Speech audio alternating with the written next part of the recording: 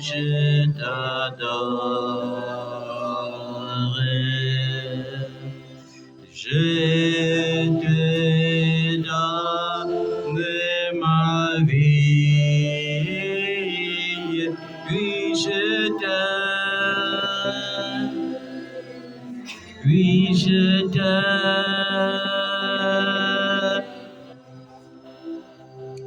Consolateur, je t'adore. Je te donne ma vie, puis je t'aime, puis je t'aime. Agneau de Dieu, je t'adore. Je te donne ma vie, oui je t'aime, oui je t'aime.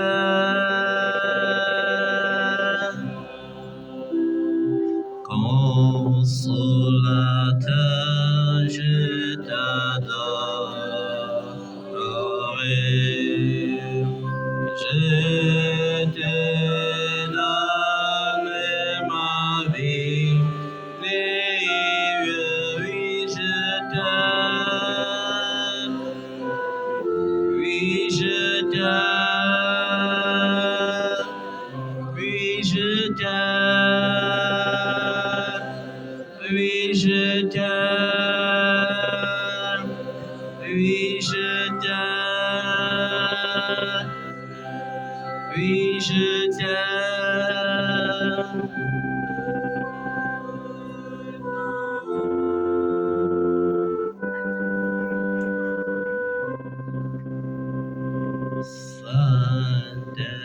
Saint-Esprit, je t'adore.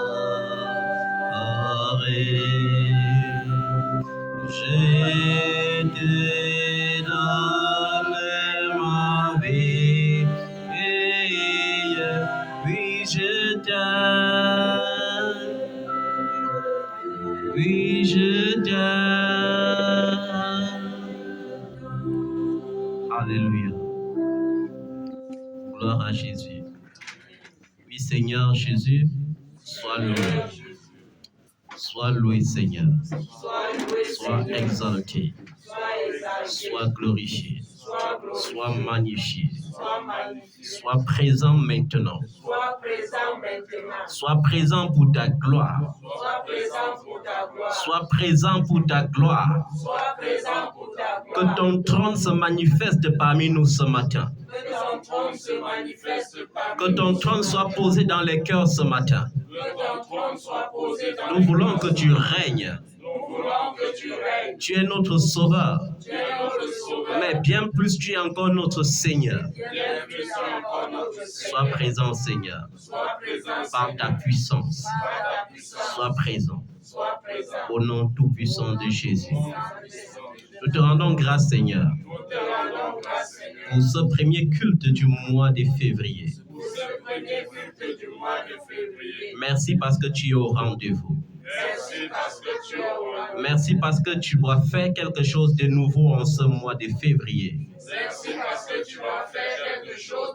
Quelque chose de grand qui est sur le point d'arriver.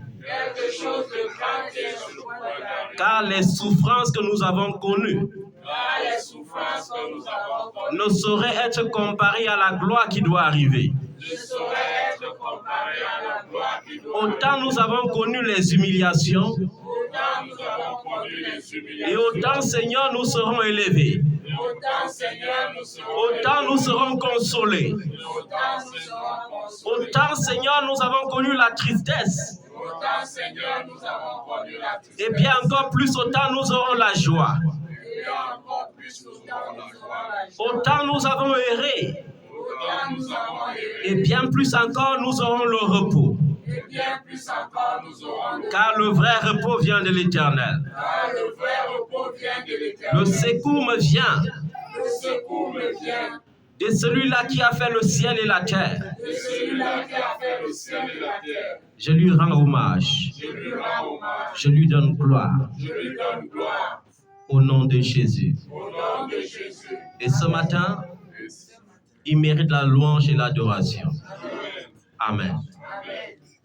Qui veut le louer ce matin? Qui veut le louer ce matin? Qui veut le louer par des cris de joie? Qui veut le louer par des cris de joie ce matin? Qui veut le louer par des cris de joie? Qui veut le louer par des acclamations? Qui veut le louer? Qui veut le louer? Alléluia. Il est assis sur le trône, entouré d'une armée céleste. Et les 24 vieillards se prosternent devant lui et lui disent: Tu es Dieu éternel, sois loué, exalté. Oui, que ton nom soit sanctifié, que ton règne arrive sur la terre, comme au ciel. Éternel, sois loué, exalté. Oui, que ton nom soit sanctifié, que ton règne arrive sur la terre, comme au ciel. Il est assis sur le trône, entouré d'une armée céleste. Et les 24 vieillards se prosternent devant lui et lui disent que tu es Dieu éternel.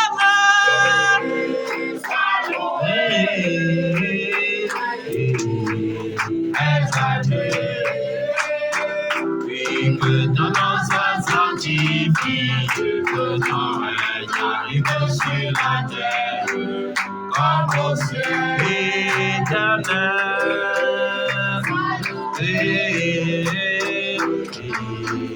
exalté. Que ton nom soit sanctifié, que ton règne arrive sur la terre, comme au ciel. Éternel.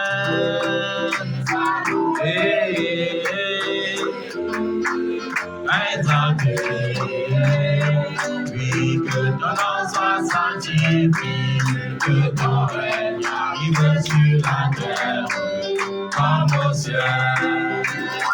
Il est assis sur le trône, entouré d'une armée céleste. Et les 24 vieillards se prosternent devant lui et lui disent: Tu es roi éternel,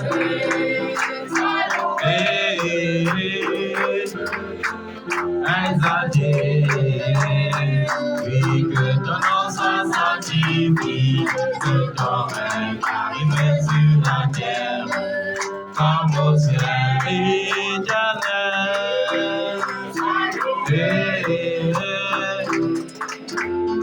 exalté. Oui, que ton nom soit sanctifié, que ton règne arrive sur la terre, comme au ciel. Il est assis sur le trône, entouré d'une armée céleste. Et les 24 vieillards se prosternent devant lui et lui disent: Tu es roi éternel,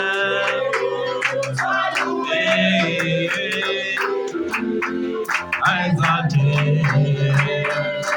Que ton nom soit sanctifié, que ton règne arrive sur la terre, comme au ciel. Tu es Jéhovah Jireh, c'est toi le bon pourvoyeur. Tu es Jéhovah Jireh, tu es Jéhovah Jireh. Jireh, c'est toi le bon pourvoyeur. Oh, tu es Jehovah Jireh, c'est toi le bon pourvoyeur. Oh, tu es Jehovah Jireh, c'est toi le bon pourvoyeur. Oh, les cieux sont à toi, c'est toi qui as tout créé. Oh, la terre t'appartient, c'est toi qui as tout créé. Oh, nos vies t'appartiennent, c'est toi qui as tout créé. Oh, Yahweh, hey, Yahweh, hey, Yahweh, hey, Yahweh, hey, Yahweh, hey, Yahweh, hey, Yahweh, hey, Yahweh, El Jireh, El Shaddai, El Shalom, El Elroy, El Jireh, El Shammah, El Elroy, El Elroy, hey Yahweh, hey Yahweh, hey Yahweh, hey Yahweh, hey Yahweh, hey Yahweh, hey Yahweh, hey Yahweh, hey Yahweh, hey Yahweh, hey Yahweh, hey Yahweh. Tu es Jehovah Jireh, c'est toi le bon pourvoyeur. Oh, tu es Jehovah Jireh, c'est toi le bon pourvoyeur. Oh, tu es Jehovah Jireh, c'est toi le bon pourvoyeur. La terre t'appartient, c'est toi qui as tout créé. La lumière t'appartient, c'est toi qui peux faire briller. Oh Yahweh, hey Yahweh, hey Yahweh, hey Yahweh, hey Yahweh, hey Yahweh, hey Yahweh, hey Yahweh, hey Yahweh, hey Yahweh, hey Yahweh, hey Yahweh, hey Yahweh, hey Yahweh, hey Yahweh,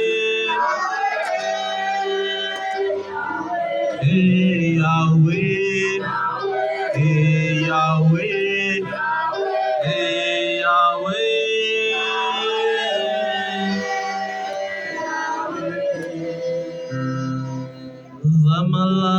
Zamalamo, Zamalamo, Zamalamo, Zamalamo. Chikangana yema, Yesu Zamalamo. Chikangana yema, Yesu Zamalamo. Zamalamo, Zamalamo, Zamalamo, Zamalamo. Chikangana yema, Yesu Zamalamo. Chikangana yema, Yesu Zamalamo.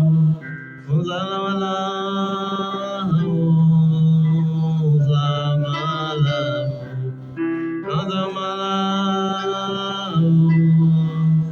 Zamalamo, Chikangana yema, Yesu Zamalamo. Chikangana yema, Yesu Zamalamo. Zamalamo, Zamalamo, Zamalamo, Zamalamo. Chikangana yema, Yesu Zamalamo. Chikangana yema, Yesu zamalamu, zamalamu, zamalamu, zamalamu, zamalamu,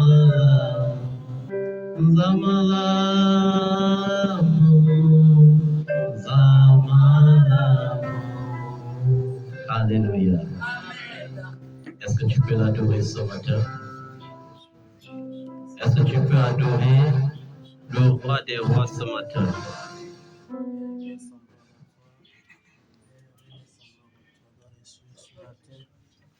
Est-ce que tu peux l'adorer?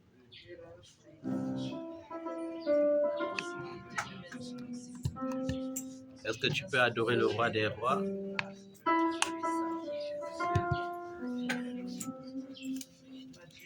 Est-ce que tu peux adorer le roi des rois ce matin? Il est digne des louanges. Il est digne d'adoration. Est-ce que tu peux lui dire merci pour la grâce, pour la faveur qu'il t'accorde ce matin? Pour la grâce, pour la faveur qu'il t'accorde en ce mois de février. Est-ce que tu peux l'adorer pour cela, bien-aimé? Il n'y a que Jésus qui peut tout. C'est dans le nom de Jésus qu'il y a la bénédiction que tu recherches. C'est dans le nom de Jésus qu'il y a le miracle que tu attends. C'est dans le nom de Jésus qu'il y a la joie que tu recherches. Est-ce que tu peux l'adorer?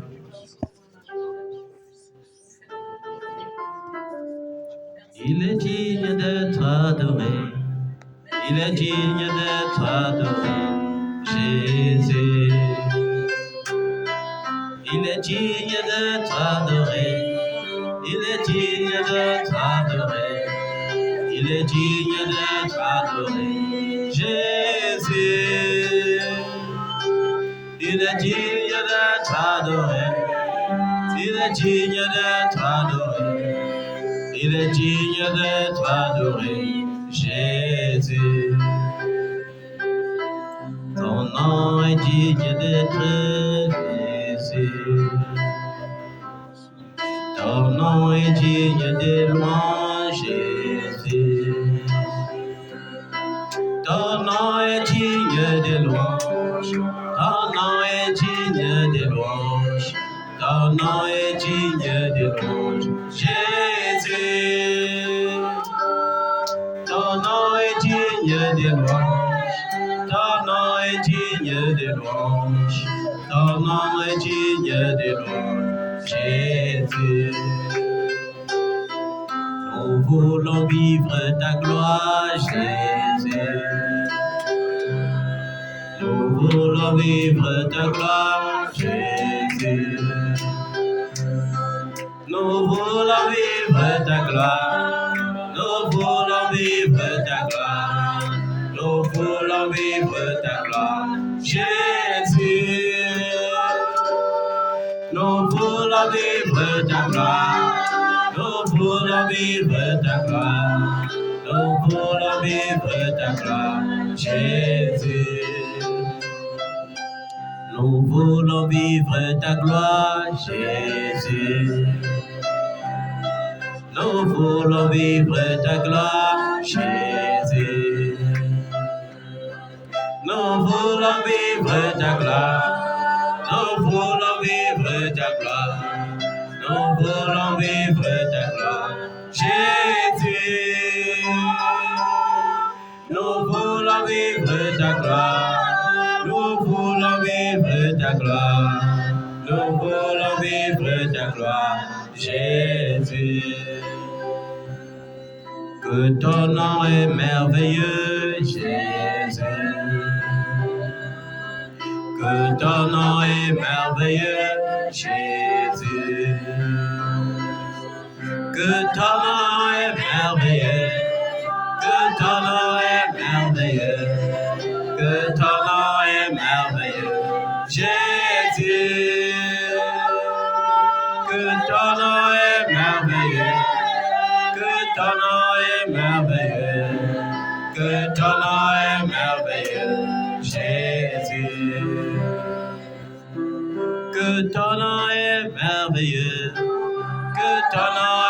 merveilleux. Que ton nom est merveilleux. Jésus. Que ton nom est merveilleux. Que ton nom est merveilleux. Que ton nom est merveilleux. Jésus. Tu es digne des louanges, Jésus. Tu es digne des louanges, Jésus. Tu es digne des louanges. Tu es digne des louanges. Tu es digne des louanges, Jésus. Tu es digne des louanges. Tu es digne des louanges. Tu es digne des louanges, Jésus. Alléluia. Est-ce que tu peux encore l'acclamer ce matin? Oui, est-ce que tu peux acclamer Jésus ce matin? Est-ce que tu peux l'acclamer comme quelqu'un qui va te célébrer en cette année 2023? Si tu sais que tu seras célébré cette année, acclame Jésus. Acclame-le là où tu te trouves. Acclame-le, acclame-le, acclame-le. David louait l'Éternel. David célébrait l'Éternel parce qu'il était sûr que l'Éternel fera de lui un sujet de célébration. C'est pourquoi tu dois le célébrer encore, parce qu'il est digne de louange. Alléluia. Alléluia. Aujourd'hui, c'est un jour spécial et nous allons débuter le mois de février en prêchant quelque chose de nouveau par la grâce de Dieu. Pendant tout ce mois de février, nous allons parler du dépouillement. Le but est de s'assurer qu'il n'y aura aucun blocage venant de nous-mêmes pouvant empêcher la manifestation de nos prophéties. Amen. Amen. Amen. Vous savez, le diable est déjà vaincu. Lui-même, il le sait. Les démons sont vaincus, ils le savent. Les sorciers que tu craignais sont vaincus et ils le savent. Mais maintenant, le seul obstacle à ta bénédiction peut être toi-même. C'est pourquoi nous devons prêcher sur le dépouillement. Pendant le mois de janvier, nous avons pris le temps de briser les liens. Oui, c'est bien, c'est important. Nous sommes délivrés de l'hérédité. Nous sommes délivrés de la malédiction du sang. Nous sommes délivrés des malédictions de nos ancêtres selon la chair. Nous sommes nés selon la volonté de Dieu. C'est bien. Mais maintenant, le dépouillement. Amen. Le dépouillement. Et le dépouillement comporte toutes les bénédictions que nous attendons. Vous savez, lorsque nous allons dans la présence de Jésus et que nous y allons avec la foi, c'est une façon de porter notre croix et de le suivre. Et lorsque tu portes ta croix qui est un fardeau pour le suivre, il te décharge, il te donne un fardeau léger. Te donner un fardeau léger signifie quoi? Quand je vais dans la présence de Jésus avec un corps rempli de douleurs et que dans sa présence je crois qu'il a vraiment porté mes douleurs, alors mes douleurs me quittent instantanément. Quand je m'en vais dans la présence de Jésus étant malade et que dans la présence de Jésus, je me rends compte et je crois de tout mon cœur que par ces meurtrissures, je suis guéri, alors je sors de sa présence étant guéri. Quand je m'en vais dans sa présence étant limité, misérable, et que je me souviens qu'il a dit que pour moi, il s'était fait pauvre, afin que par sa pauvreté, je sois enrichi. Alors je sors avec des opportunités. Je sors étant béni. Je sors avec un ciel ouvert. Et c'est ça le but de Dieu pour ta vie. Que tu sois béni au quotidien. C'est pourquoi il n'a pas dit je donne le pain hebdomadaire. Il a dit je donne le pain quotidien. C'est pourquoi il n'a pas dit à chaque mois suffit sa peine. Il a dit à chaque jour suffit sa peine. C'est pourquoi il n'a pas dit qu'il veut que tu deviennes la lumière du monde. Mais il a dit tu es la lumière du monde. Tu es déjà la lumière du monde. Ça ne veut pas dire que Dieu désire que tu sois une lumière qui brille de temps en temps, mais il veut que tu sois cette lumière constante que le monde finit par découvrir et par acclamer. Amen. Amen. Le problème des enfants de Dieu, c'est qu'ils aiment actualiser. Ils aiment toujours conjuguer au futur. Et au futur, Dieu me bénira. Dieu me bénira. Il t'a béni. Amen. Il faut que tu vives cela. Il t'a béni. Et il faut que tu vives cela. Amen. Nous allons donc parler du dépouillement. Même si ce n'est pas tout de suite, nous allons d'abord prier. C'est très important.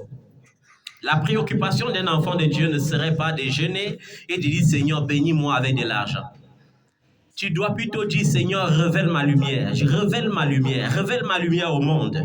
Fais-moi briller, parce que tu as dit, je suis la lumière du monde. Je veux briller dans le monde, parce que lorsque tu brilles dans le monde, l'argent est obligé de te suivre seul. La Bible dit, si tu appliques ton cœur à rechercher l'argent, l'argent prendra des ailes. Mais si tu appliques ton cœur à rechercher la volonté de Dieu, la crainte de Dieu, alors l'argent te poursuivra. Le but de Dieu, c'est que l'argent te poursuive. Ce n'est pas que tu cherches de l'argent, parce qu'il est impossible que tu cherches ce qui t'appartient déjà. On ne cherche pas ce qui nous appartient déjà. Si nous sommes héritiers de Dieu, si nous sommes co-héritiers de Christ, et si Dieu a dit dans le livre des Agés que l'or l'appartient, alors l'argent nous appartient aussi parce que nous sommes héritiers de Dieu. Amen. Il y a un temps pour subir les humiliations. Il y a un temps pour subir les chantages de ceux qui ont déjà.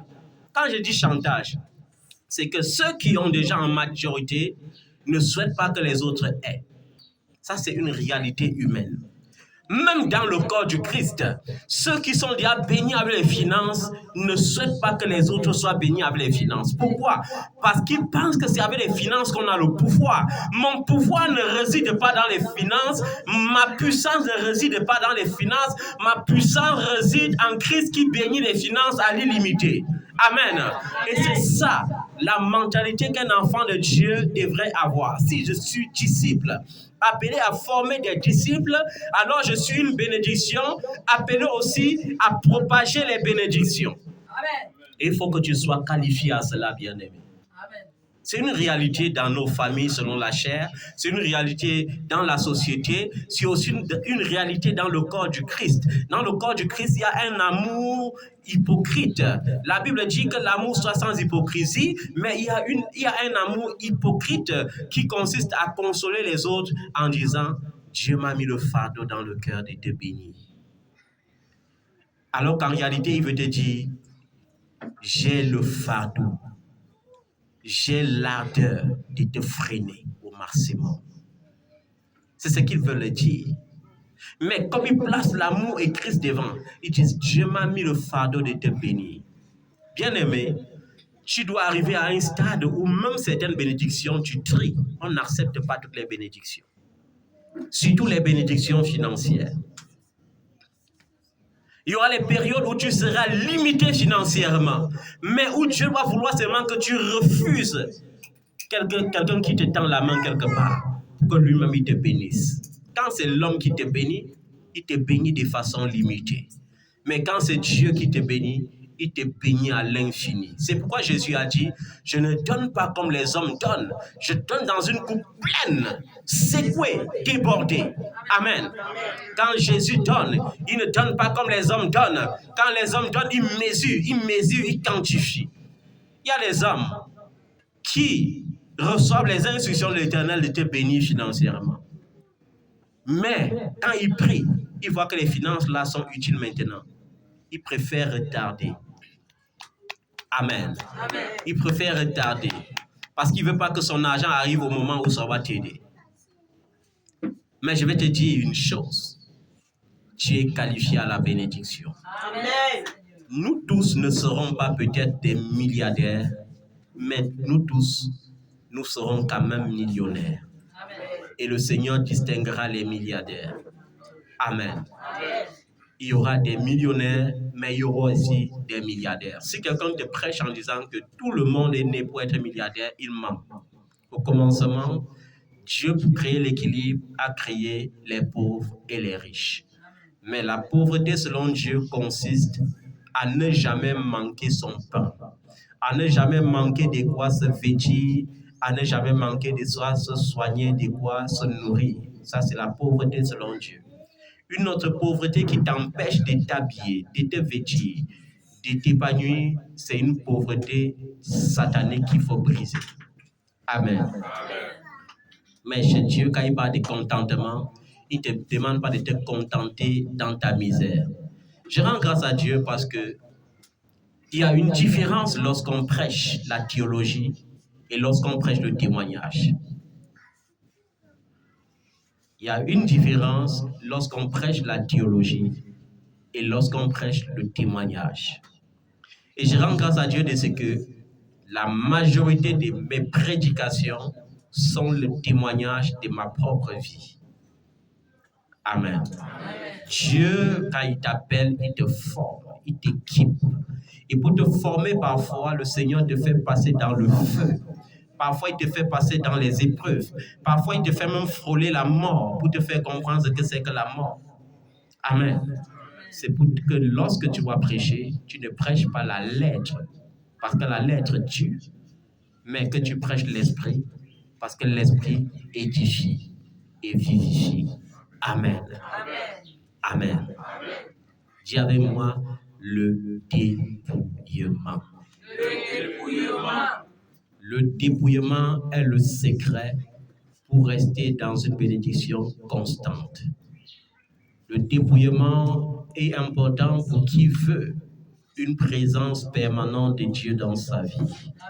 Parce que le Saint-Esprit est tellement sensible au péché que lorsque tu as même déjà l'intention, il te quitte déjà. Devant Dieu, l'intention, c'est déjà l'acte. Je dis bien, l'intention, c'est quoi? C'est déjà l'acte. J'ai pensé. Ça veut dire que j'ai déjà commis. C'est comme ça chez Dieu. Surtout dans la dimension du Saint-Esprit. Amen. Amen. Dis avec moi ce matin, Seigneur Jésus. Seigneur Jésus. Dépouille-moi. Dépouille-moi. Dépouille-moi de ma propre volonté. Dépouille-moi de ma propre volonté. Et mets en moi ta volonté. Et mets en moi ta volonté. Dépouille-moi de mes propres désirs. Dépouille-moi de mes propres désirs. Et mets en moi tes désirs. Et mets en moi tes désirs. Dépouille-moi de mes propres pensées. Dépouille-moi de mes propres pensées. Et mets en moi tes propres pensées. Et mets en moi tes propres pensées. Dépouille-moi de mon propre caractère. Dépouille-moi de mon propre caractère. Et mets en moi le caractère qui te plaît. Et mets en moi le caractère qui te plaît. Seigneur Jésus. Seigneur Jésus. Je suis l'argile. Je suis l'argile. Et toi, tu es le potier. Toi, tu es le potier. Façonne-moi en ta façon. Façonne-moi en ta façon. Redresse-moi en ta manière. Redresse-moi en ta manière. Comme au jardin de Gethsémane. Comme au jardin de Gethsémane. Je veux dire ce matin. Je veux dire ce matin. Père, non pas ce que je veux. Père, non pas ce que je veux. Mais ce que tu veux. Mais ce que tu veux. Non pas ce que je désire. Non pas ce que je désire. Mais ce que toi tu désires. Mais ce que toi tu désires. Seigneur. Seigneur. Dépouille-moi. Dépouille-moi. Au nom de Jésus de Nazareth. Tu as dit que je suis la lumière du monde. Tu as dit que je suis la lumière du monde. Et qu'une lampe ne peut pas être allumée pour être posée sous la table. Et qu'une lampe ne peut pas être allumée pour être Il est temps, Seigneur, que je sorte du dessous de la table. Et que je sois placé sur la table pour éclairer toute la maison. Il est temps, Seigneur, que je sorte de là où on m'avait caché pour briller dans ma famille. Il est temps que je sorte de ce trou dans lequel on m'avait enfermé pour briller dans ma nation. Il est temps que la pierre soit ôtée pour que mon talent soit révélé au monde. Seigneur, tu m'as créé pour briller. Et je déclare que je brille à partir de cet instant. Tu m'as créé pour briller.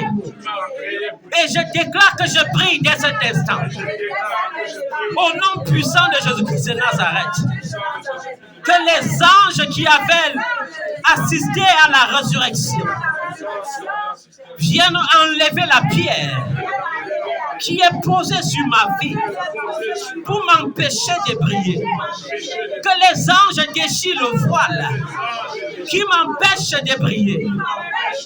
Au nom de Jésus de Nazareth, Seigneur, viens révéler mon talent.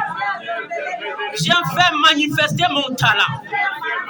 Fais-moi briller dans ce monde. Fais-moi briller partout où je serai. Fais-moi briller maintenant, Seigneur. Je suis une lumière unique. Un talent unique. Un talent utile. Un talent utile. Un vase d'honneur. Appelé à briller dans ce monde. Depuis ma nation jusqu'aux extrémités de la terre. Et je vais briller au nom de Jésus. Briller devant ma propre race. Briller devant toutes les races de la terre. Briller par mon peuple. Et briller devant les peuples de la terre. Au nom de Jésus de Nazareth. Tu ne m'as pas fait réparateur des brèches en vain. Mais je serai réparateur des brèches dans ma famille. Je serai réparateur des brèches dans mon quartier. Je serai réparateur des brèches dans ma ville. Je serai réparateur des brèches dans ma nation. Je serai réparateur des brèches dans les nations du monde. Car le Seigneur a dit qu'il fera de moi un prodige aux yeux des hommes. Et mon Dieu fait de moi maintenant un prodige aux yeux des hommes. Et mon Dieu fait de moi maintenant un prodige aux yeux des hommes. Un prodige aux yeux des hommes. Un prodige aux yeux des hommes. Un prodige aux yeux des hommes. Un prodige aux yeux des hommes. Un prodige aux yeux des hommes. Et il m'a dit que les rois se lèveront en ma présence. Et qui sont les rois de ce siècle? Les rois de ce siècle sont ceux-là qui représentent les organisations les plus puissantes de la terre. Et il me dit qu'ils se lèveront en ma présence par la puissance de la résurrection. Je rends cela possible dès maintenant. Par la puissance de la résurrection. Je rends cela possible maintenant. Car Jésus a payé le prix. Il a payé le prix pour que je sois en bonne santé. Il a payé le prix pour que je prospère à tous égards. Il a payé le prix pour mes fiançailles. Il a payé le prix pour mon mariage. Il a payé le prix pour l'enfantement. Il a payé le prix pour que je sois glorieux sur la terre. Il a payé le prix pour que je fructifie sur la terre. Il a payé le prix pour que j'assujettisse la terre. Merci Seigneur. Tu as souffert. On t'a flagellé. On t'a battu des verges. On t'a humilié. Mais toi, tu as supporté pour que je donne la victoire, pour que j'ai la victoire. Pour que ma victoire soit possible. Pour que ma santé soit permanente. Alors ce matin, il n'est pas question que je réfléchisse. Il est question que je croie. Que je crois que tout est accompli. Car tu n'as pas dit que tout s'accomplira, mais tu as dit tout est accompli. Il est question que je crois et que je déclare que je suis en bonne santé. Il est question que je crois que là où j'étais encore humilié, je serai acclamé. Il est question que je crois que là où j'étais limité, je suis désormais dans l'abondance. Et je crois, Seigneur, de tout mon cœur, au nom de Jésus. Au nom de Jésus. Je sais qu'il a souffert à cause de mon péché. Oui, je sais. Oui, je sais. Il a souffert. Oui, je sais. Oui, je sais. Il a souffert. Oui, je sais. Oui, je sais. Il a souffert. Oui, je sais. Oui, je sais. Il a souffert.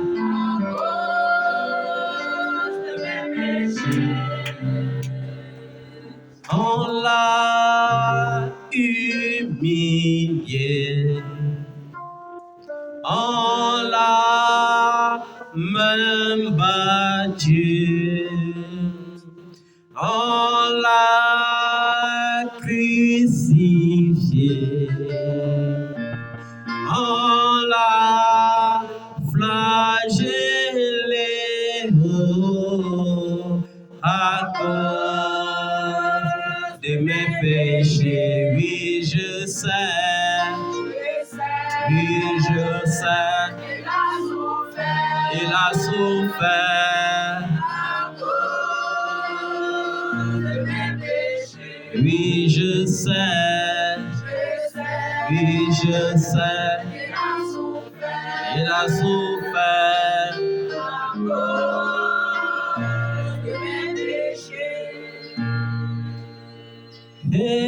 Eli, oh Eli, lama sabachthani.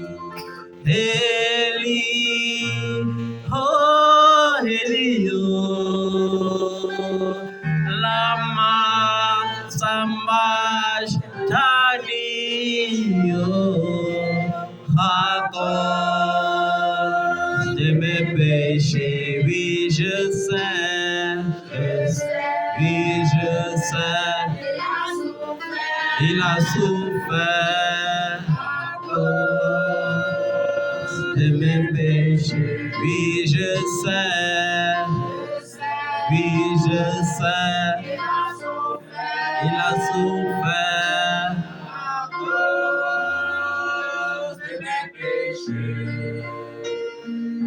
Aujourd'hui, la malédiction n'est plus mon partage. Je l'avais déjà maudit à ma place. Aujourd'hui, la pauvreté n'est plus ma portion.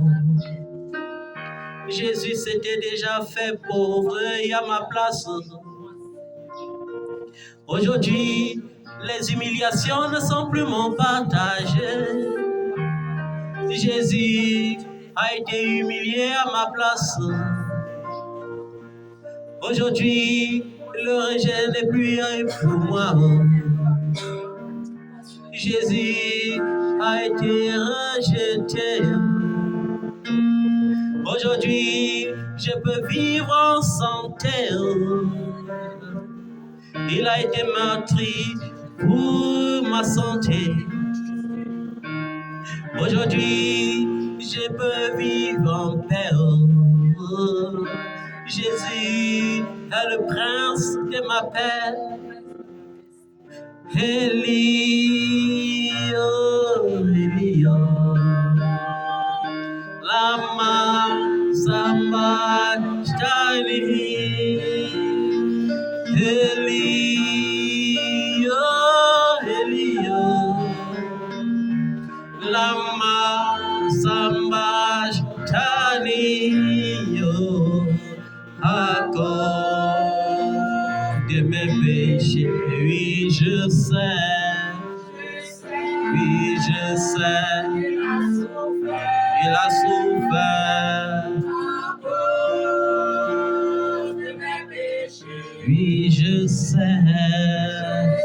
oui, je sais, il a souffert à cause de mes péchés. la malédiction, il a porté mes péchés, il a porté ma maladie, il a porté mon chômage, il a porté mes limitations, il a porté ma tristesse, il a porté même ma mort, il a porté. Il a tout fait à ma place. Il a payé ma rançon. Il m'a délivré de ma chute. Eli, oh Eli, oh, Lama Samashtani. Eli, oh Eli, oh, Lama Samashtani. Alléluia. Amen. Est-ce que tu peux acclamer pour le Saint-Esprit? Aujourd'hui, nous allons procéder autrement. Vous connaîtrez la vérité et la vérité vous rendra libre. Amen. Et la vérité est établie dans la parole et par la parole. Amen. C'est pourquoi il est important de méditer la parole de Dieu. Non seulement de méditer et d'écouter, mais surtout de mettre la parole en pratique. Amen. Amen. Dis avec moi encore ce matin le dépouillement. Amen. Amen.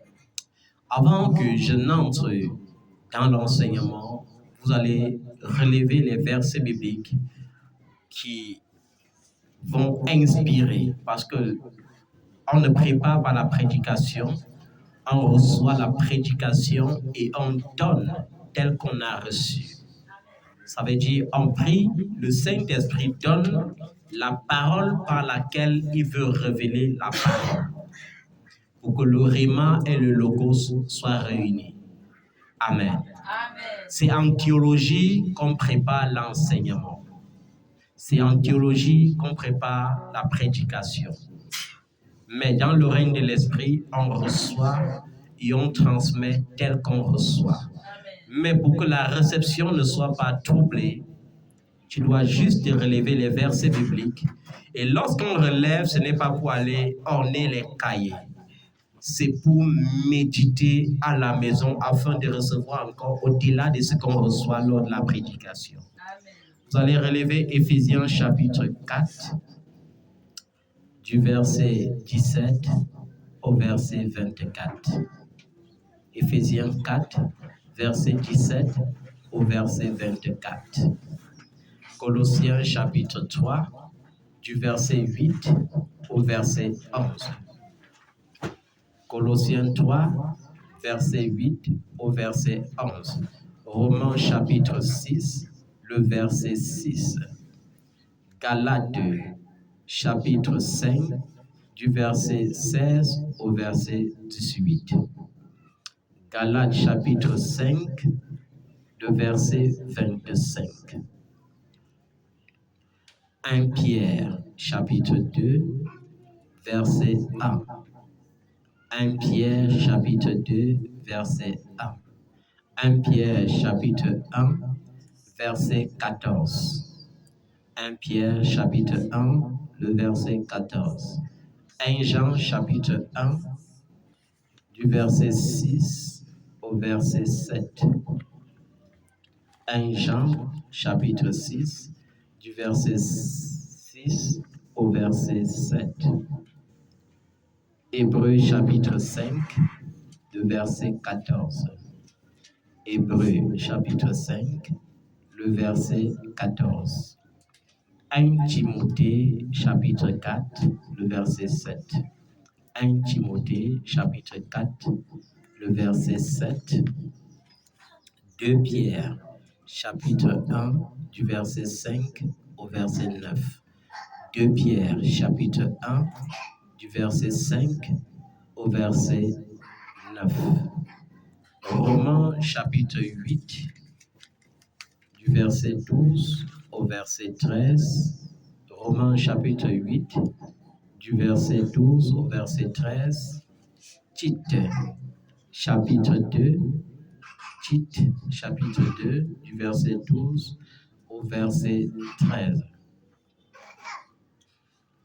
1 Thessaloniciens, chapitre 4. 1 Thessaloniciens, chapitre 4, le verset 3. Colossiens, chapitre 3, du verset 5 au verset 9. Colossiens, chapitre 3, du verset 5 au verset 9.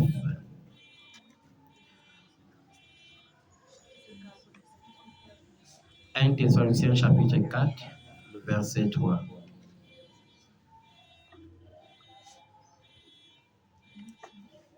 Esprit de Dieu descend et manifeste ta puissance.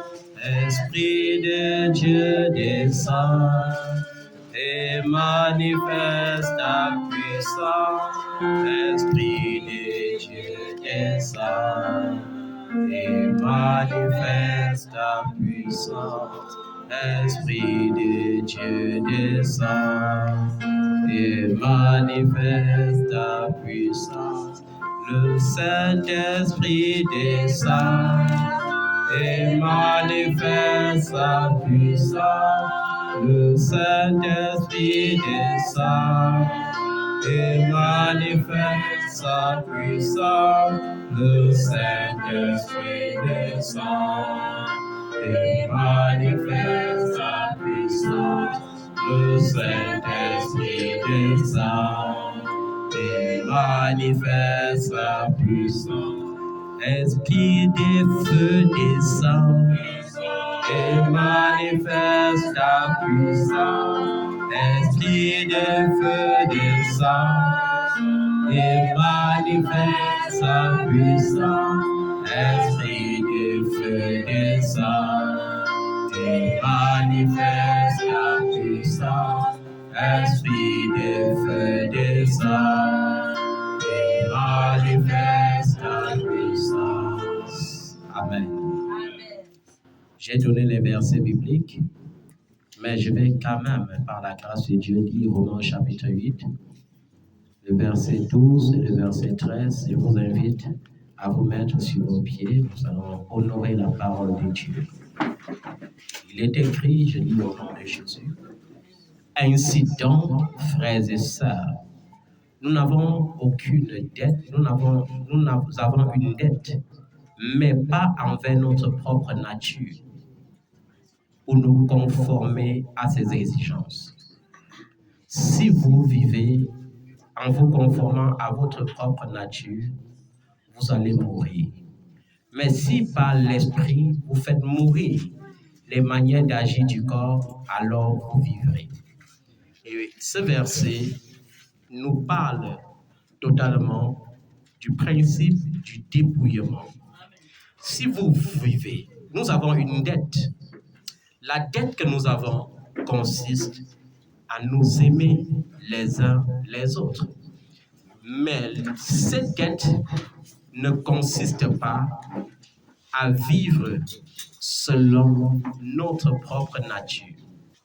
Notre propre nature qui est appelée dans notre version de la Bible, dans d'autres versions de la Bible, c'est la chair. On appelle ça les désirs de la chair.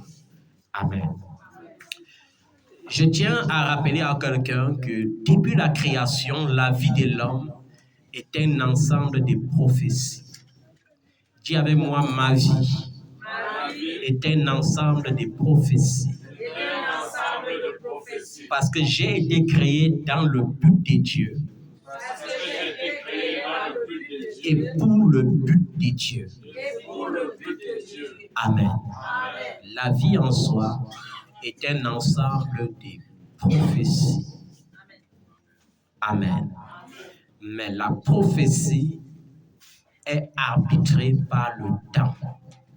C'est arbitré par quoi? Par le temps. Et nous devons prêcher ce matin en prenant l'exemple sur ceux qui sont passés avant nous.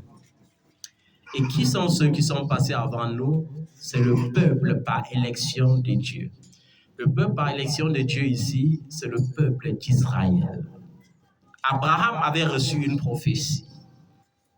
Après toi, je donnerai cette nation, ce pays, en héritage à tes enfants et à ses fils, de génération en génération. Amen. Mais il y a quelque chose qui s'est passé et qui a pris des siècles à se résoudre. Qu'est-ce qui s'était passé? Abraham a engendré Isaac. Isaac est resté à Canaan. Isaac a engendré Jacob. Jacob a engendré Israël. Et Jacob est resté à Canaan jusqu'à ce qu'il ait faim et jusqu'à ce que la prophétie de son fils Joseph s'accomplisse en Égypte et qu'il devienne gouverneur d'Égypte. Alors, comme c'est la coutume pour plusieurs d'entre nous, lorsque nous sommes bénis, on veut absolument d'abord mettre notre famille au large, à l'abri du besoin. Et c'était ça ce que Joseph avait pensé. Ils sont quittés du pays de leur destinée. Ils sont allés dans un pays étranger. Mais le problème, c'est que pendant des siècles, ils ont mangé, ils ne se sont pas souvenus, pendant qu'il était encore temps, qu'il faut qu'ils quittent pour retourner voir. Parce que la famine n'allait pas être éternelle à Canaan. Canaan, c'était un pays béni. C'est pourquoi au temps d'Isaac, lorsqu'il y a eu la famine, les Cananéens ont fui Canaan. Mais Isaac est resté à Canaan malgré la famine. Et la Bible dit que lorsqu'il est resté, Dieu l'a béni et il a prospéré 3 fois plus, même étant dans la famine. Amen. Vous voyez, Dieu dit, il dit par exemple, je t'établis au Cameroun, pays où coulera le lait et le miel. Mais la réalité, tu commences à vivre une autre réalité. Et tu dis, le Cameroun est extrêmement difficile. Il faut donc que je sorte pour aller dans la nation où tout sera facile pour moi. Quand je cite le Cameroun, ça peut aussi être la France, ça peut être les États-Unis, ça peut être partout. Amen. On est en quête d'une terre où les fruits seront paisibles. Amen. L'homme est en quête de cela tous les jours. Maintenant, la Bible dit que Isaac n'a pas eu cette pensée. Il est resté. Pourquoi est-ce qu'il est resté? Parce qu'il a eu confiance au Dieu de son père. Amen. Ça ne veut pas dire que Jacob n'avait pas confiance au Dieu de son père. Non. Jacob avait confiance au Dieu de ses pères, sauf que son fils, en qui il avait mis tout son espoir, était désormais vivant, mais dans une richesse en Égypte. Ils sont partis en Égypte, ils ont mangé pendant des générations. Ils ont oublié de retourner à Canaan pour voir si la famine était finie ou pas. Pourtant, Canaan, terre bénie où coule le lait et le miel en abondance. Amen. Pays où coule le lait et le miel en abondance. Quand ils ont oublié, ça les a coûté 430 ans d'esclavage. Dieu est un Dieu de principes. Malgré la puissance de la prophétie et l'onction du prophète, lorsque tu sors du principe de Dieu, tu annules le temps de l'accomplissement physique de ta prophétie. Je dis bien, lorsque tu sors du principe de Dieu, tu annules le temps de l'accomplissement physique de ta prophétie. Vous avez vu Israël qui reçoit une prophétie directe avec l'ami de Dieu, Abraham. Je donnerai cette nation où coule le lait et le miel à tes descendants de génération en génération et à perpétuité. Mais la famine qui était un obstacle, quand je parle de famine, la famine peut être une maladie. La famine peut être une situation qui te dépasse. La famine peut être le célibat même. Parce que la logique qu'on constate, c'est qu'une femme peut supporter le célibat jusqu'à 30 ans. Amen. À partir de 30 ans, ça ne dépend plus d'elle. Il y a la pression familiale, il y a la pression de la société. On lui met la pression de toutes parts, surtout si elle n'a pas d'enfant. Et on lui dit, ma fille, autant mieux faire, même tu n'as pas d'enfant, même maintenant, même si c'est un enfant. Le mariage, ce n'est pas pour tout le monde. Fais un enfant. Elle a la pression. Et c'est cette pression que Jacob avait, la pression de vouloir nourrir la famille, la pression de garder la famille en vie, de menacer, de dompter, de gagner. Amen. De gagner la famine. Par conséquent, ils se sont retrouvés en Égypte. Et c'est ce qui arrive à plusieurs enfants. Ils quittent le Cameroun. Dieu les bénit dans une nation. Et ils disent en eux-mêmes, plus jamais je ne retournerai au Cameroun. Plus jamais. Même si ma mère meurt, j'envoie l'argent. Mon père meurt, j'envoie l'argent. Mes frères, j'envoie l'argent. Mais une chose est sûre, l'argent ne peut pas remplacer une personne physique. Amen. Et jusque-là, Dieu est un Dieu de tolérance. Dieu a vu la souffrance de son peuple. Il a pris une autre partie de la prophétie, il l'a accomplie par Moïse. Il a choisi quelqu'un pour aller faire sortir son peuple de la servitude. Comme Dieu donnera une aide de destinée pour te faire sortir de ta situation. Il a donné une aide de destinée qui était Moïse pour faire sortir Israël de l'Égypte. Avec pour instruction que le peuple se débrouille. Parce que le peuple, pendant 400 ans, n'avait plus seulement les principes judaïstes. Ils avaient les principes du Dieu soleil, du Dieu Ra, du Dieu ceci, du Dieu cela. Et Dieu les demande de se dépouiller. Amen. Amen. Et Dieu libère le peuple d'Israël.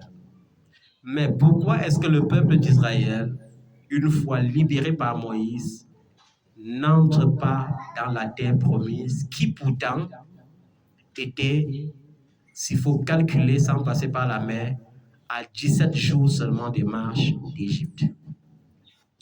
Parce que Dieu, lorsqu'il veut accomplir une grande prophétie dans ta vie, il faut qu'il s'assure que tu es dépouillé.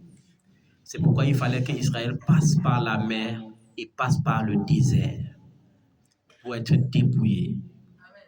Malheureusement, comme certains chrétiens aujourd'hui sont avec le courette, Israël n'a pas accepté de se dépouiller.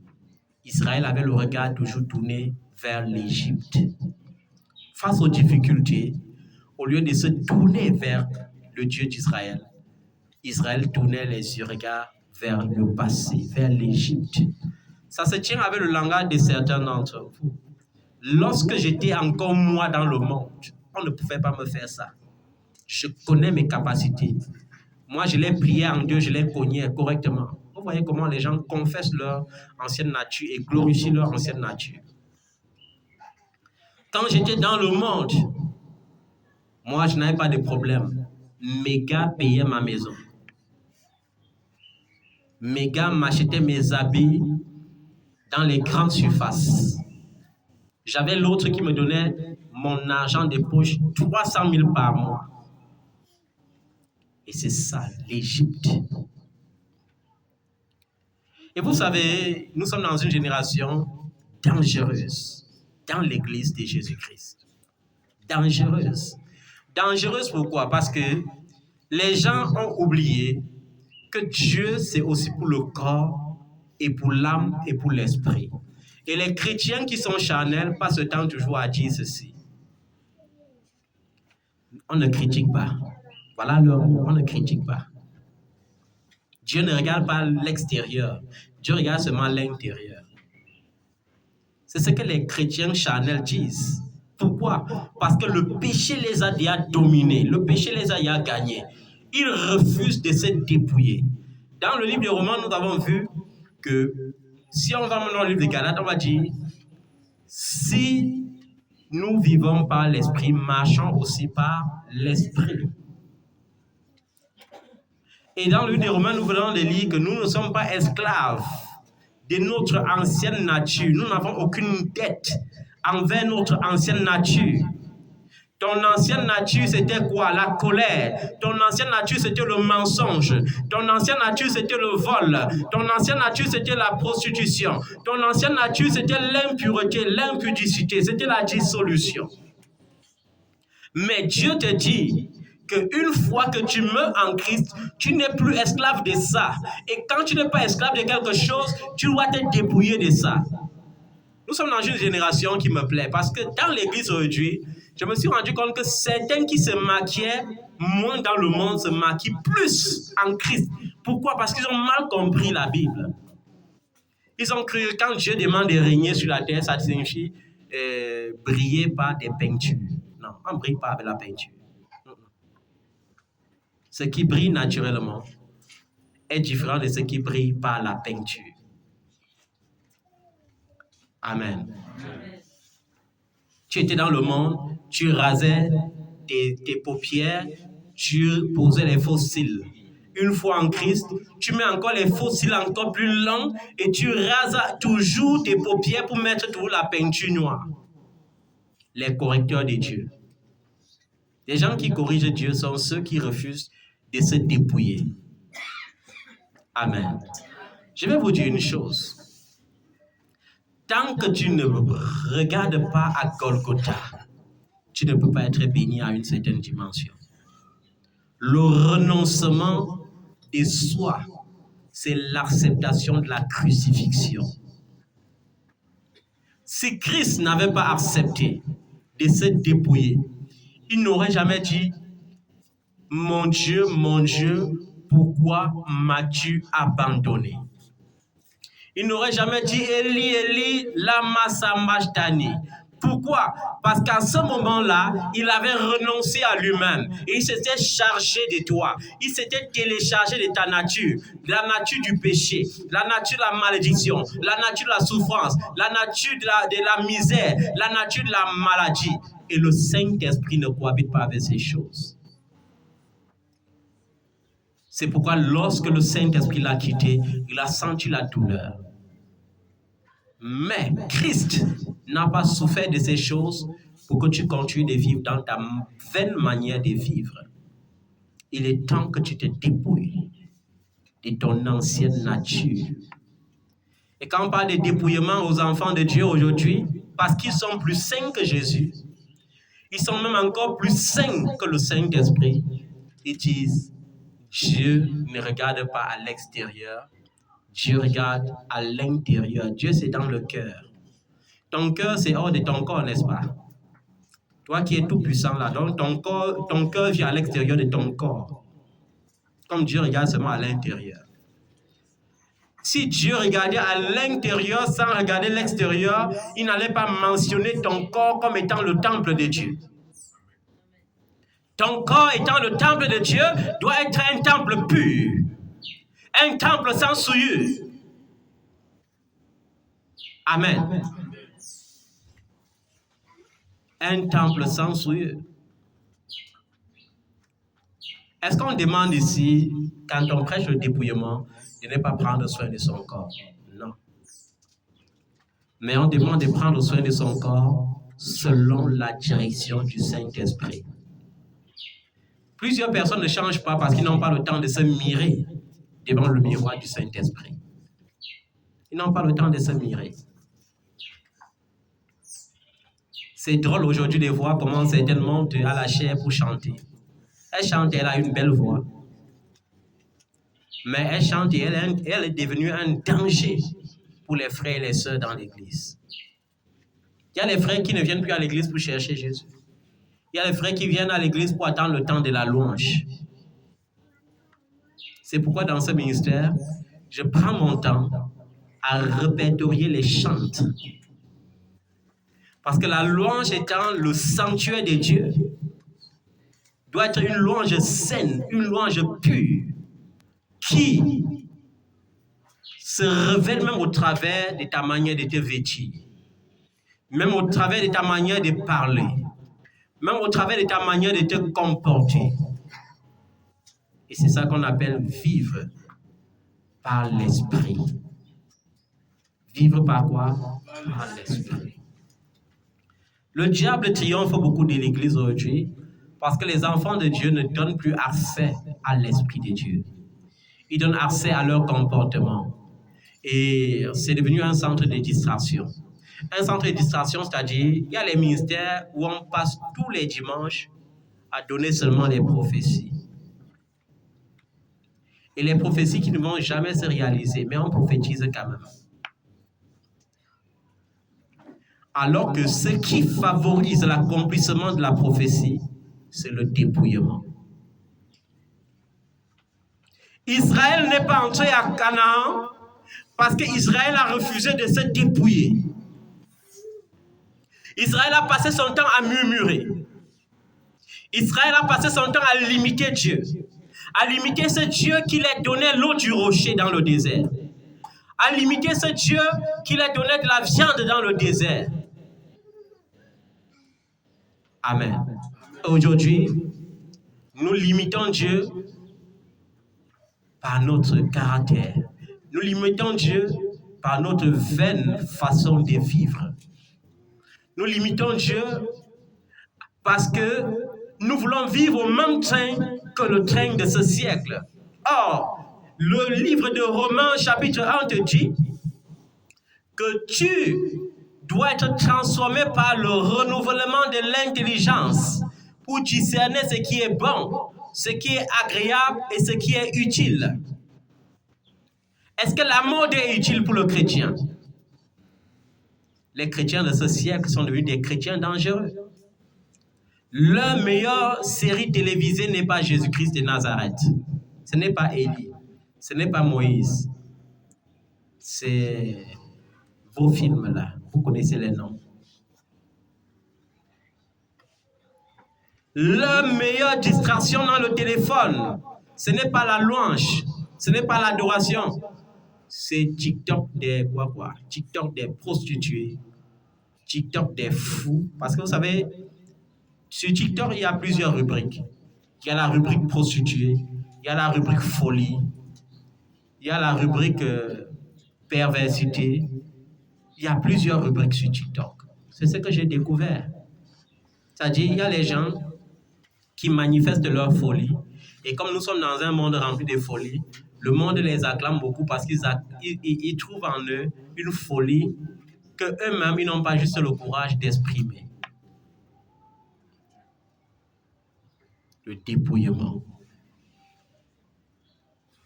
Amen. Amen. Comment tu peux être chrétien et avoir l'esprit du monde? Tu es chrétien, mais tu as l'esprit du monde. Tu es chrétien, tu dis j'aime Jésus, mais ton meilleur film, ce n'est pas un film biblique. Ta meilleure distraction, ce n'est pas l'adoration. Ça veut dire qu'il y a un problème. C'est que tu aimes Dieu avec tes lèvres, mais ton cœur est éloigné de Dieu. Tu aimes Dieu avec tes lèvres, mais tu n'as pas l'esprit de Dieu. Parce que tout homme manifeste l'esprit qui se trouve en lui. Quand tu as le monde, tu manifestes l'esprit du monde. Quand tu as Jésus, tu manifestes l'esprit de Jésus. Amen.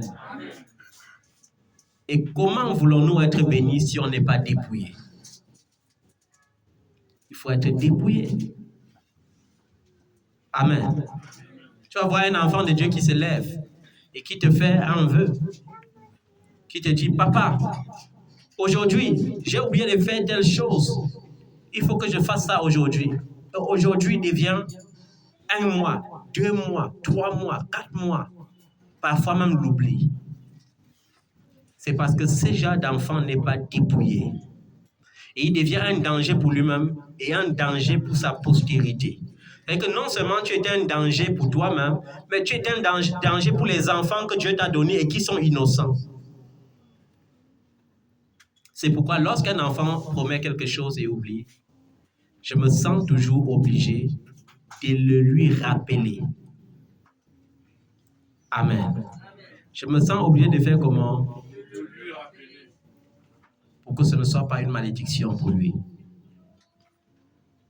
Amen. Dépouille-toi. Le Seigneur est en train de t'interpeller ce matin.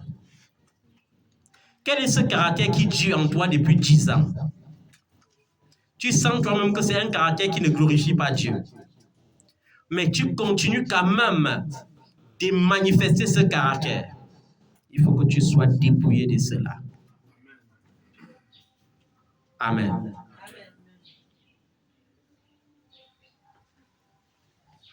Quand tu es dépouillé, tu es sûr de vivre tes prophéties dans les délais. Mais quand tu n'es pas dépouillé, tu es obligé de vivre la loi des 40 ans. Et je vous ai dit, les 40 années dans le désert existent toujours jusqu'à aujourd'hui. Lorsque Israël a murmuré, Dieu a fait rentrer Israël dans le désert pour qu'il est dans le désert pendant 40 ans et qu'il meure dans le désert. Aujourd'hui, je vous ai dit, en fonction des gravités de tes fautes, 40 ans peut être 4 semaines, 4 mois, et dans certaines situations, 4 ans. Et vous voyez que perdre 4 ans sur cette terre, c'est comme si tu avais perdu énormément de temps. Amen. Nous devons apprendre à nous dépouiller. Jésus a renoncé à sa divinité. Il a renoncé à son trône parce qu'il fallait qu'il nous sauve. Il ne nous a pas sauvés pour que nous continuions à aimer et à côtoyer le péché. Et la Bible te dit que même si la viande devient un obstacle pour ton voisin, contente-toi des légumes. Et c'est un verset que les enfants de Dieu négligent jusqu'à aujourd'hui. Ça veut dire que quoi? J'ai le pouvoir. Amen. Je sais que j'ai le pouvoir, mais je me comporte comme quelqu'un qui n'a aucun pouvoir. Pourquoi? Pour ne pas être une occasion de chute pour mon prochain. Il y a les gens qui lisent la Bible et qui comprennent mal. Ils disent, l'amour supporte tout. Oui, l'amour supporte tout. Mais est-ce qu'on a dit que l'amour accepte tout? L'amour supporte tout. Mais l'amour n'accepte pas tout. Parce que si l'amour supportait tout et acceptait tout, alors c'est que ça vaut la peine de vivre comme tu veux, sachant que l'amour de Dieu doit tout accepter, doit tout supporter. Amen. Amen. L'amour supporte tout, mais l'amour n'accepte pas tout. Il y a des gens qui ont mal compris ce verset, au point qu'ils sont obligés de supporter et d'encourager les péchés de leurs frères et sœurs parce qu'ils sont en panne d'affection. Lorsque tu es enfant de Dieu, tu ne dois pas être en panne d'affection. Parce que lorsque tu es en panne d'affection, tu es obligé de te conformer. Seigneur, je ne voulais pas les blesser. C'est pourquoi je fais aussi la tradition. Seigneur, je ne voulais pas les blesser. C'est pourquoi je les donne. Il y a les gens que lorsque Dieu les rend misérables, c'est pour les briser. C'est pour faire comment? Maintenant, si tu t'en vas les donner, c'est que tu es en train de freiner le processus de Dieu dans leur vie. C'est pourquoi même pour donner, il faut prier pour avoir la révélation avant de donner. Et ça fait partie du dépouillement. Dans le dépouillement, il y a les actions qu'il faut poser. Et ces actions, lorsque tu demandes à Dieu, quand est-ce qu'il faut que je pose telle action? Dois-je vraiment poser cette action? Tu es à l'abri de beaucoup de choses parce qu'une action peut déclencher la faveur de Dieu comme ça peut déclencher la malédiction. Le dépouillement. Amen. Il y a un enfant de Dieu que j'appréciais beaucoup. Et un jour, je voulais le citer en exemple dans sa famille. C'est que quelqu'un de sa famille est venu et a dit, vous voyez Jésus, lui est que bon, à l'exemple de tel. J'ai eu la honte de ma vie. Parce que lorsque j'ai prononcé son nom, on m'a dit, quelqu'un qui parle de Jésus et sa colère n'a même jamais changé. Nous l'avons connu colérique depuis toute petite.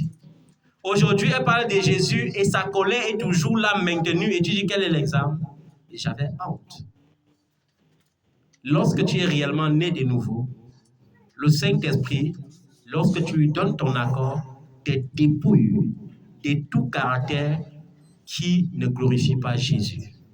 Et c'est parfois ce dépouillement qui prêche dans ta famille, qui prêche dans ton entourage. Est-ce que vous savez que pour prêcher dans l'entourage, on n'a plus besoin de dire à quelqu'un donne ta vie à Jésus. On a besoin de manifester le caractère de Christ. Je me rappelle, dans les années 99, quand je partais évangéliser pour la première fois dans la rue. J'étais jeune et très jeune dans ma génération. Et comme j'avais l'intelligence aiguisée, les jeunes aimaient me suivre. Vous savez que par jour, si je ne côtoyais pas les jeunes, je côtoyais au moins 50 jeunes. Il y avait des jours que 300 jeunes se rassemblaient autour de moi pour m'écouter. Et pas pour écouter que je dois parler d'une philosophie humaine. Pour écouter comment je vais parler des mystères cachés de la parole de Dieu. En 99, imaginez, j'étais un bouton, un enfant. Mais, qu'est-ce qui poussait les jeunes à venir me voir? Parce que j'étais différent. Amen. La jeunesse de mon époque aimait boire, mais on ne me trouvait jamais en train de boire de l'alcool. Ils aimaient les boîtes de nuit, mais ils n'arrivaient pas à m'inviter dans les boîtes de nuit. Amen. Et j'étais pour eux comme un faible, mais ma faiblesse était en fait une force. C'est pourquoi l'apôtre Paul dit, lorsque je suis faible, c'est alors que je suis fort. Amen. Et je me rappelle, Dieu confirmait chaque parole qui sortait de ma bouche par des signes. Et il y a eu un signe extraordinaire un jour. À l'époque, je partais faire mes cellules de prière dans la soirée à Full Gospel Mission. Assemblée de Lélé, pour ceux qui connaissent Consamba. Je n'ai pas trop duré dans cette ville-là, j'ai fait peut-être 6 mois là-bas. Amen. Et la jeunesse était populaire ce jour-là et on m'écoutait. Et je les ai dit, c'est l'heure de la cellule de prière. Et ils ont vu la pluie en train d'arriver.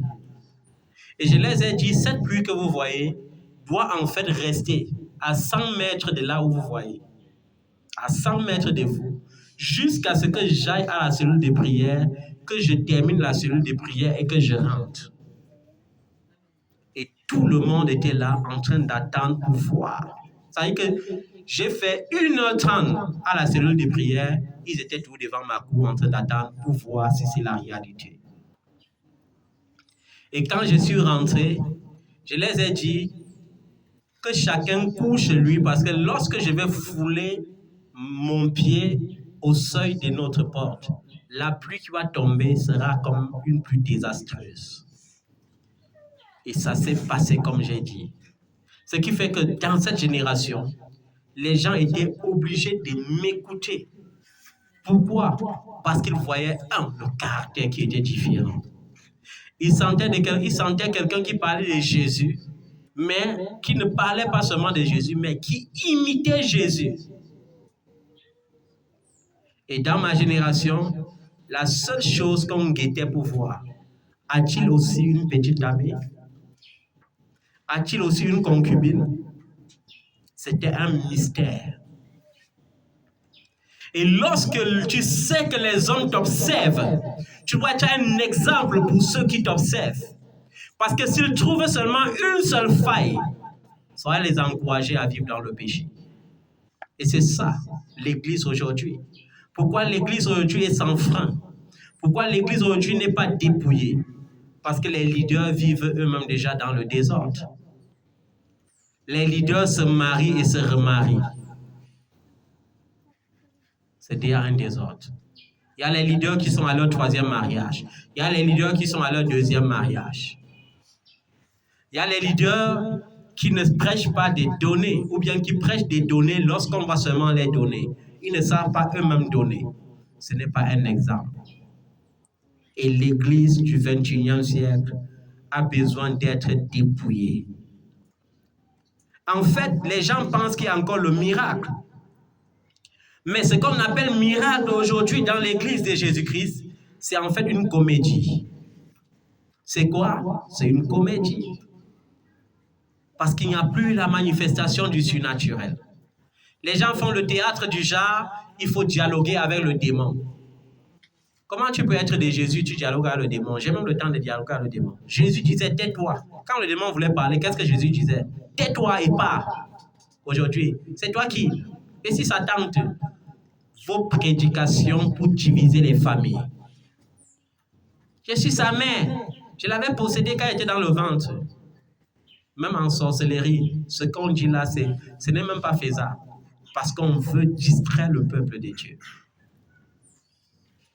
L'Église de Jésus-Christ a besoin d'être dépouillée. D'être dépouillée de ces philosophies qu'on a introduites dans l'Église. D'être dépouillée de ces fables qu'on a introduites. D'être dépouillée de ces prophéties fabriquées qui ne sont en fait que des fables. Pendant que l'Église a besoin d'être dépouillée, pendant que l'Église a besoin d'être nettoyée, on ne nettoie pas les cœurs. Les cœurs sont remplis de rancunes, mais on leur dit, vous serez bénis. Dieu a dit, tu es béni. Dieu ne bénit pas quelqu'un qui a la rancune dans le cœur. Dieu ne bénit pas celui qui a les desseins meurtriers dans le cœur. Amen. Tu vis dans la prostitution, l'homme de Dieu reçoit la révélation que tu es dans la prostitution. Au lieu de te demander de renoncer à cela, il te dit, Dieu m'a dit que tu es la plus grande dans ta famille. Dieu m'a dit, tu es la plus bénie. Dieu m'a dit, tu auras beaucoup d'argent. Heureusement qu'il conjugue cela au futur. Soyez dépouillés au nom de Jésus. Amen. Je ne veux pas dire soyons dépouillés. Soyons comment? Parce que la Bible me dit, ma Bible me dit que je dois prendre garde à moi-même des peurs, que moi aussi, je ne sois séduit. Vous savez, il y a quelque chose que Jésus a dit que les gens négligent. Quand il parle de l'enlèvement de l'Église, il dit que Dieu a abrégé les jours à cause de ses élus. Parce que si Dieu n'abrégeait pas les jours, aucun homme ne pouvait être sauvé. Et c'est ça que je vois aujourd'hui, parce que tu vas voir dans une assemblée remplie de péchés, tout le monde est habitué au péché, même le leader. Ça veut dire que c'est devenu normal. Pourquoi? Parce que la nature de l'homme, c'est le péché. Il y a les gens que quand ils disent « je suis sauvé », je ris, parce qu'ils ne comprennent même pas ce que c'est que le salut. Si Dieu n'abrégeait pas le jour, personne ne pouvait être sauvé. La preuve, aujourd'hui, il y a des hommes de Dieu qui prêchent pour la polygamie, il y a des hommes de Dieu qui prêchent pour les séparations, pour les remariages. Vous voyez comment le diable est tranquille et il utilise les gens pour jouer son rôle, à égarer la foule qui aime la luxure dans la distraction. Le problème, c'est que quoi? Il y a certains enfants de Dieu qui ne peuvent être à l'aise que dans la foule. Pourquoi? Parce que dans la foule, ils se disent que l'homme de Dieu n'a pas le temps de voir toute la foi. D'un. Et des deux, c'est plus facile de se cacher dans la foi.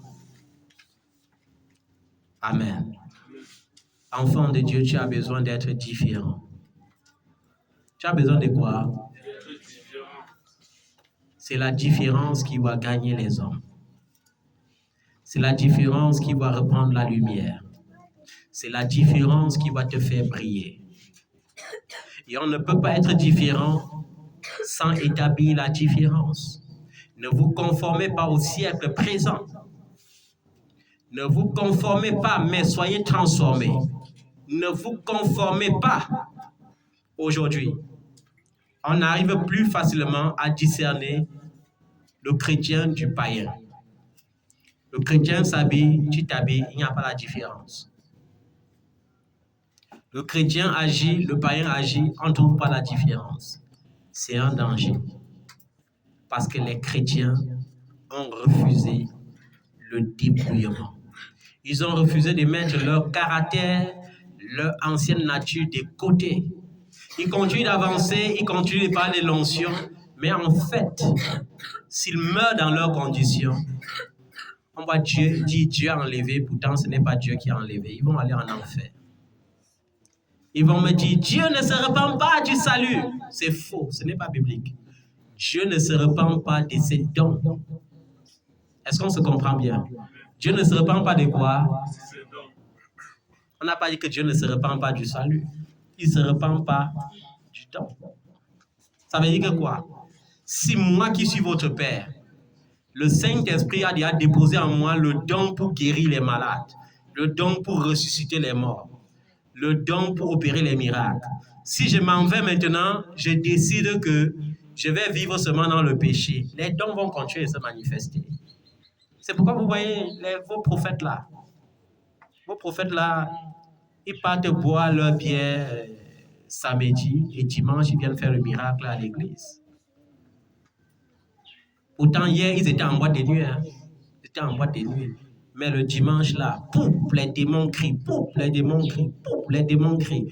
Souvent, ce sont les démons qu'ils ont fabriqués. Souvent, ce sont les esprits qu'ils introduisent. Souvent. Et quand on parle de dépouillement, c'est aussi ça. Le problème de l'église, c'est qu'on chasse les démons dans les corps des gens qui ne sont pas habités par Jésus. Et quand on chasse un démon dans ta vie sans t'introduire en Christ, ça veut dire qu'on t'a mis 10 fois plus en danger qu'avant. Parce que quand le démon doit sortir, il va aller, il va revenir, il va guetter, il ne voit pas Jésus. Qu'est-ce qu'il fait? La Bible dit qu'il s'en va chercher 7 démons plus méchants encore que lui. Ça veut dire qu'il revient, il est plus seul. Ils sont maintenant 8. Lui qui était d'abord méchant et que tu ne supportais pas, il a cherché 7 qui sont plus méchants que lui.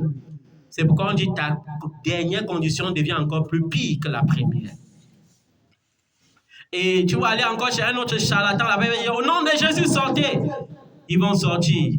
Quand ils vont partir, ça sera 8 qui sont sortis. Chacun des 8 doit aller chercher 7. Ils vont revenir. Pour finir, tu auras une troupe de légions en toi. C'est pourquoi aujourd'hui, papa, le culte était bénissant, mais après, papa, j'ai mal partout. Papa, le culte était bénissant, mais après, papa, je suis trop malade. Papa, le culte était bénissant, mais après, papa, je n'arrive pas à trouver le travail. Papa, le culte était trop bénissant aujourd'hui, mais papa, après, oh Seigneur, les situations aussi me dépassent.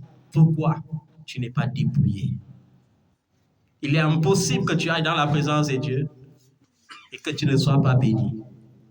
C'est pourquoi lorsque je prêche Christ, je dis comme les apôtres avaient dit, et ils prêchent ce qu'ils ne connaissent pas. Moi, je sais ce qui je prêche.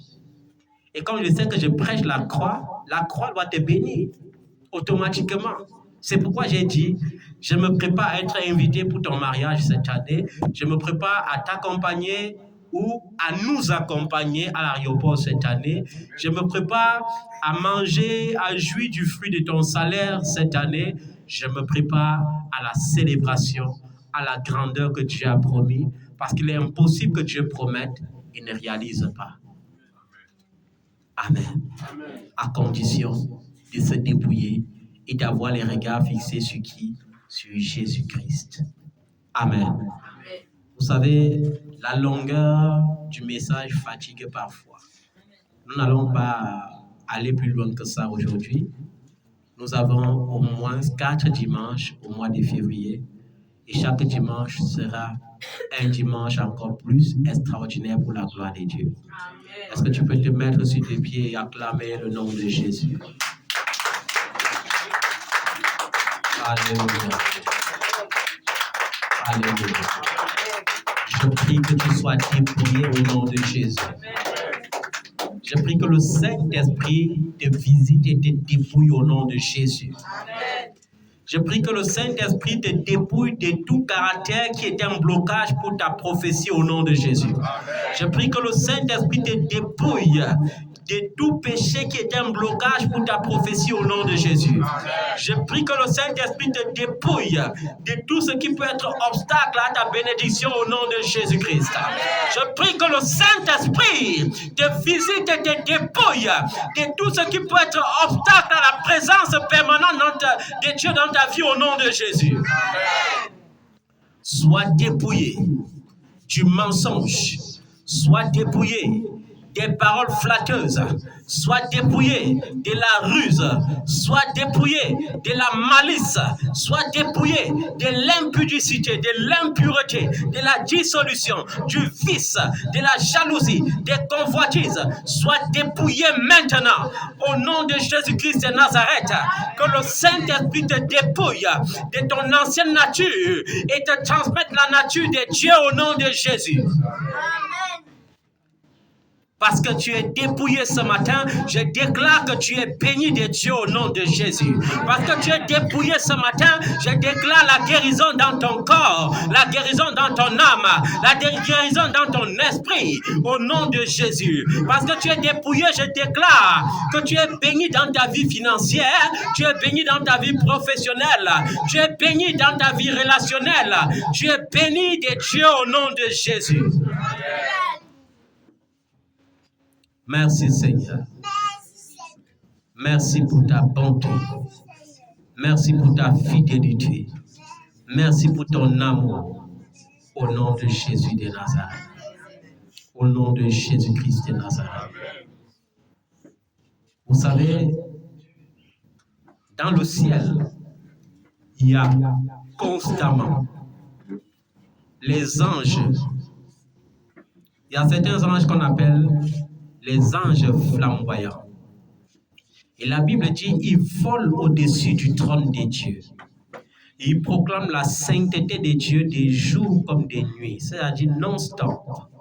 Devant le trône de Dieu, il y a 4 êtres vivants et il y a 24 vieillards qui se prosternent permanemment pour proclamer la sainteté de Dieu. Et pourquoi ils proclament la sainteté de Dieu? Parce que la sainteté de Dieu est au-delà de ce que nous pouvons imaginer. La sainteté de Dieu est au-delà de ce que nous pouvons penser. La sainteté de Dieu est au-delà de ce que nous pouvons réfléchir. C'est pourquoi on dit tout simplement, il est 3 fois saint. Il est 3 fois saint. Le Dieu qui habite le ciel des cieux est 3 fois saint.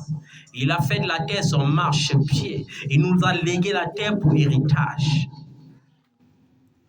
Soyons saints, car il est saint. Soyons saints, car il est saint. Soyons saints, car il est saint. Dis avec moi, je suis béni.